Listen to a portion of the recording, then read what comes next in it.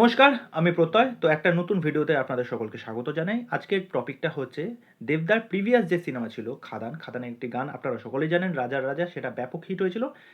তারপর এই যে রঘু ডাকাতের যে গানটা গতকাল ড্রপ আউট হয় জয় মা কালী, সেই দুটো গানের মধ্যে তুলনা টানা হচ্ছে যে কোন গানটা অ্যাকচুয়ালি বেশি পাওয়ার প্যাকড, কোনটা বেশি পাওয়ারফুল। এবার আপনাকে বুঝতে হবে এই দুটো গানের মধ্যে না একটা সাংস্কৃতিক পার্থক্য আছে। ঠিক আছে, এই বিষয়টা ভুলে গেলে চলবে না। তা সেই জন্য আমি অনেক জায়গায় এই কমেন্টটা পড়ছিলাম, আমার মনে হলো এই বিষয়টা নিয়ে বলা দরকার। এবং আরেকটা বিষয় বলে রাখি, দেবদা ইজ ইকুয়াল টু সমালোচনা, এই বিষয়টা কিন্তু তার কেরিয়ারের সাথে ওতপ্রোতভাবে জড়িত। মানে দেবদা কোনো একটা কাজ করবে, সেই বিষয়টা সমালোচনা থাকবে না, এটা তো হতেই পারে না। তা দেখো, প্রথম কথা হচ্ছে আগে যদি চলে আসি রাজার রাজার গান নিয়ে। ওকে, আপনাকে বুঝতে হবে কনটেক্সটটা কি। কনটেক্সটটা হচ্ছে এটা একটা মাস এন্টারটেনমেন্ট সিনেমা, এবং মাস এন্টারটেনমেন্ট সিনেমায় যখন একটা হিরোর যখন এন্ট্রি হয়, তার যেরকম অ্যাপ্রোচ হয়, সেটা কিন্তু একটা মাসভাবেই কিন্তু প্রেজেন্ট করা হয়। একটা হিরোর একটা এন্ট্রি হচ্ছে, চারপাশ থেকে মিউজিক, চারপাশ থেকে বিট, তার একটা ফ্রি স্টাইল রয়েছে, সে যেরকমভাবে অডিয়েন্সকে মাতিয়ে তুলছে, সেটার মধ্যে একটা আলাদা চার্ম আছে, সেটা কিন্তু রাজার রাজা গানে কিন্তু ফিল করা যাচ্ছে, এবং সেটার ডিজাইনটাও কিন্তু সেরকমভাবে হয়েছে। ওকে, যখন আমরা প্রথম যখন দেবদার ওই শটটা যখন দেখি, যে হাতে দেখবে ঘন্টা নিয়ে এবং আরেক হাতে আরতি নিয়ে সে কিন্তু উপাসনা করছে, পেছনে রয়েছে মহাদেব, তারপরে তার এন্ট্রিটা সেরকমভাবে হচ্ছে, তারপরে সে জনসমক্ষে সবার সামনে নাচে।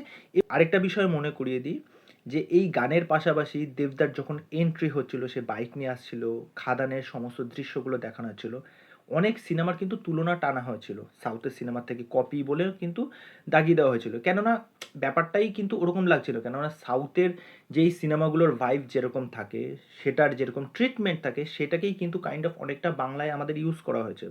তখন কিন্তু মানুষ খুব সহজেই কিন্তু দাগিয়ে দিতে পারছিল যে কাইন্ড অফ এটা হচ্ছে বাংলার সস্তার কেজিএফ, বাংলার সস্তার সালার।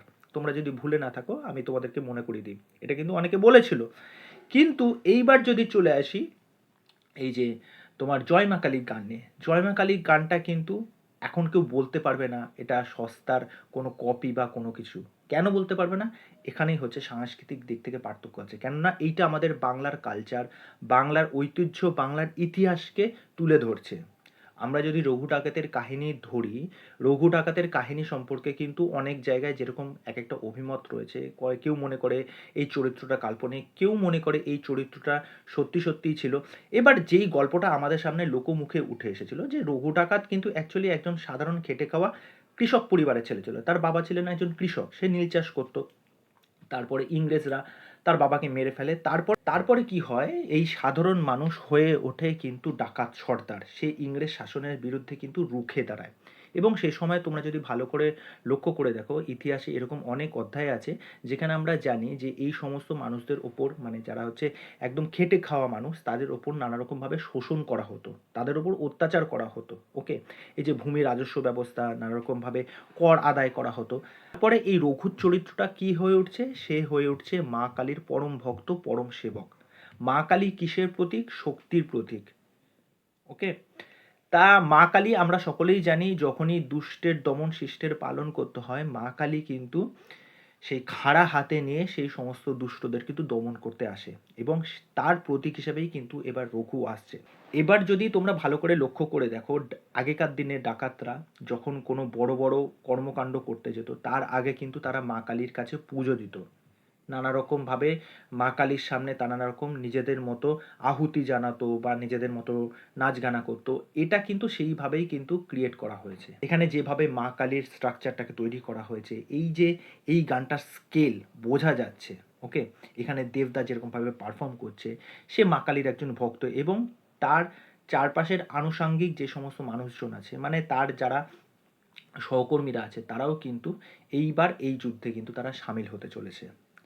সুতরাং এখানে একটা আধ্যাত্মিক দিকও কিন্তু আছে। ওকে, তা এই দুটো গানের মধ্যে হচ্ছে এটাই পার্থক্য, ওটা একটা মাস কমার্শিয়াল সিনেমা, সেটার ট্রিটমেন্ট আলাদা, এবং এটা হচ্ছে আমাদের সংস্কৃতি, আমাদের কালচার, এবং সেটাকে সেইভাবেই কিন্তু এখানে দেখানো হয়েছে। দুটো গানের মধ্যে কিন্তু আকাশ পাতাল পার্থক্য, দুটো গানের চরিত্র কিন্তু একদমই আলাদা, দুটোকে এক জায়গায় মিলিয়ে ফেললে হবে না। আরেকটা ব্যাপার আছে ওই সমস্ত সিনেমার ক্ষেত্রে, বলো তো কি, যেরকম মানুষ খুব সহজে দাগিয়ে দিতে পারে যে এটা কপি, এটা এখান থেকেই নেওয়া হয়েছে, কিন্তু এই সিনেমার ক্ষেত্রে কিন্তু সেটা পারবে না। তা শেষমেশ একটা কথাই বলবো, আমাদের সংস্কৃতি, আমাদের কালচার, আমাদের ইতিহাসের গল্প বলছে কিন্তু রঘু ডাকাত।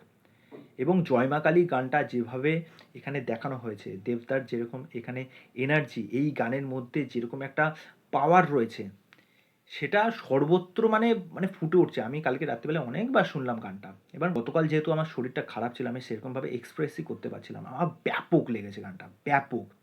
মানে এইটা হচ্ছে এনার্জেটিক গান। ওকে, এবার যখন তোমরা হলে এক্সপিরিয়েন্স করবে, তোমরা ভাবো এই গানটা কী ক্রেজ, কী ক্রেজ হবে তখন। ওকে, তা যাই হোক, এই হলো আমার মতামত। তা আশা করি তোমাদের বিষয়টা বোঝাতে পারলাম।